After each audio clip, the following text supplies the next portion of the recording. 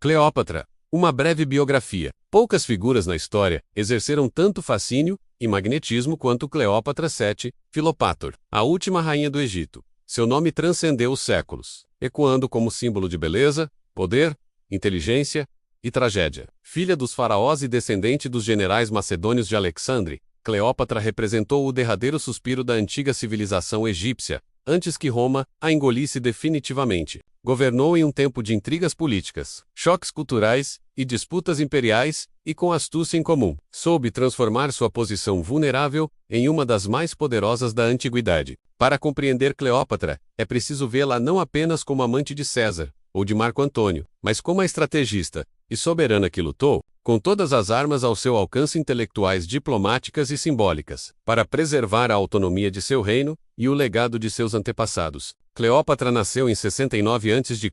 em Alexandria, capital do Egito Ptolemaico. Sua família, os Lágidas, ou Ptolemeus, era de origem grega macedônica e governava o Egito desde a conquista de Alexandre, o Grande, em 332 a.C. Após a morte do conquistador, seu império foi dividido entre seus generais e Ptolemeu, e Sóter assumiu o controle do Egito, fundando uma dinastia que se manteve por quase 3 séculos. Os Ptolemeus adotaram muitos costumes egípcios, como o culto aos deuses locais e a tradição de casamentos entre irmãos, mas continuaram essencialmente gregos em cultura e idioma. Alexandria, sua capital, era um dos grandes centros do saber da antiguidade, com sua famosa biblioteca e o museu, onde filósofos, astrônomos e matemáticos conviviam. Entretanto, sob o brilho intelectual, havia instabilidade política. O Egito tornara-se um reino rico, porém dependente do comércio com Roma, e a dinastia ptolemaica, corroída por lutas internas e corrupção, enfrentava declínio. Foi nesse contexto que nasceu Cleópatra VII, destinada a ser, não apenas uma rainha, mas uma força política de escala mundial. Cleópatra cresceu em meio ao luxo e à tensão do Palácio de Alexandria. Filha de Ptolemeu XII Aulites, o flautista, um governante instável e impopular, aprendeu desde cedo que o trono egípcio era uma cadeira cercada por venenos.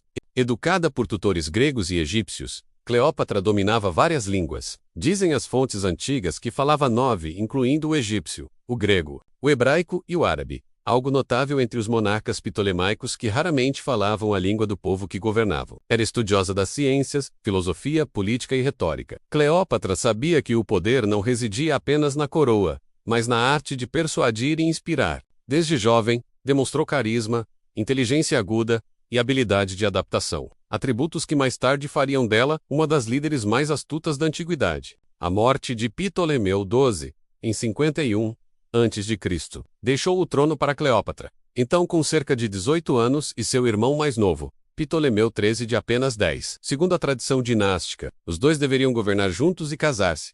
Mas Cleópatra rapidamente mostrou que não pretendia ser uma figura decorativa. Ela assumiu sozinha as rédeas do governo, estampando apenas seu rosto nas moedas e tomando decisões políticas, sem consultar o irmão. Essa ousadia gerou resistência entre os conselheiros de Ptolemeu XIII, liderados pelo eunuco Potino, que orquestrou uma conspiração para depô-la. Cleópatra foi expulsa de Alexandria e refugiou-se no deserto sírio, onde começou a reunir tropas e aliados árabes para retomar o trono. O Egito estava à beira da guerra civil, quando o destino interveio na forma de um general romano chamado Júlio César. Em 48 a.C., Júlio César chegou ao Egito perseguindo seu rival Pompeu, que buscava refúgio após perder a guerra civil em Roma. Ptolemeu XIII, na tentativa de agradar César, mandou assassinar Pompeu e apresentou-lhe a cabeça como presente, gesto que horrorizou o general romano. Ao mesmo tempo, Cleópatra, percebendo a oportunidade, decidiu usar toda sua astúcia para conquistar o apoio de César. A história conta que, impedida de entrar no palácio, ela se fez enrolar em um tapete e levada secretamente até o quarto de César. Quando o tecido foi desenrolado diante do romano, revelou-se a jovem rainha, de inteligência cintilante e olhar magnético. A audácia impressionou César, e dali nasceu uma aliança política, e segundo as fontes também amorosa. César então declarou Cleópatra corregente legítima do Egito, restaurando-a ao trono.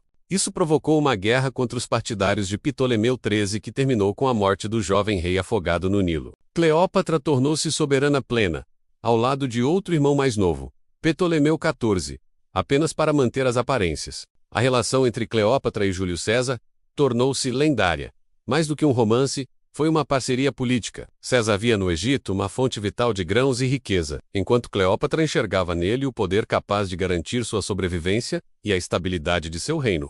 Em 47 a.C., Cleópatra deu à luz Ptolomeu XV, conhecido como Cesarião, pequeno César, que ela proclamou herdeiro legítimo do Egito e filho do ditador romano. Durante sua estadia no Egito, César ficou encantado com o esplendor de Alexandria. Acompanhou a rainha em cruzeiros pelo Nilo e viu de perto o luxo e a sofisticação da cultura helenística. Quando retornou a Roma, levou Cleópatra e o menino consigo, instalando-os em uma mansão às margens do Tibre.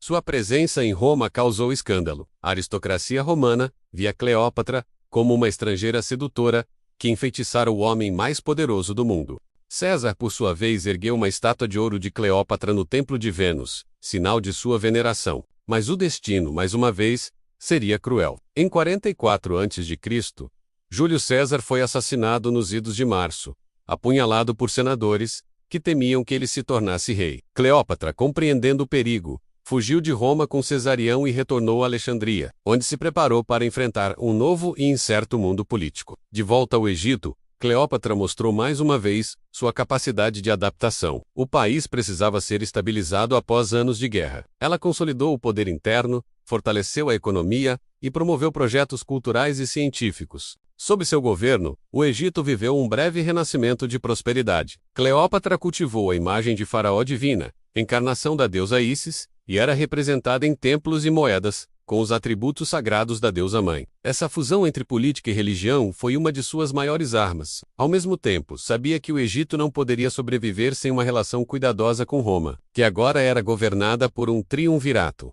Marco Antônio, Otávio futuro Augusto e Lépido. Quando Marco Antônio convocou Cleópatra a comparecer diante dele em Tarso, na Cilícia, em 41 a.C., para explicar sua lealdade, ela viu outra oportunidade, talvez a mais arriscada e gloriosa de sua vida.